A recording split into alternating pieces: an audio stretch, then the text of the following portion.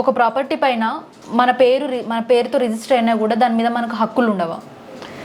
డెఫినెట్గా మన పేరు మీద రిజిస్ట్రేషన్ అయినంత మాత్రాన ఆస్తి పైన పూర్తి హక్కులు మనవి కావు అని చాలా సందర్భాల్లో సుప్రీంకోర్టు కూడా చెప్పింది.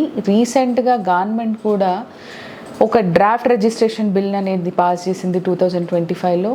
దీనికి మునుపు మనకి రిజిస్ట్రేషన్ యాక్ట్ 1908 అని ఉండేది. 117 సంవత్సరాల తర్వాత ఈ యాక్ట్ అనేది కొత్తగా ఎందుకు తీసుకొచ్చారు అని అంటే దాంట్లో చాలా లూప్స్ ఉన్నాయి, ఫ్లాస్ ఉన్నాయి. దానివల్ల ఎక్కువ కేసులు అయిపోతున్నాయి, భూమి వివాదాలు ఎక్కువ అయిపోతున్నాయి కోర్టులో.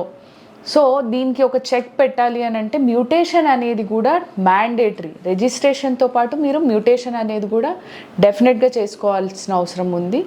మ్యూటేషన్ ఏంటి అని అంటే రెవెన్యూ రికార్డ్స్లోకి, గవర్నమెంట్ రికార్డ్స్లోకి మనం కొత్తగా కొన్న ప్రాపర్టీ ఏదైతే ఉందో మన పేరున మార్చుకోవడం అనేది మ్యూటేషన్ అంటారు.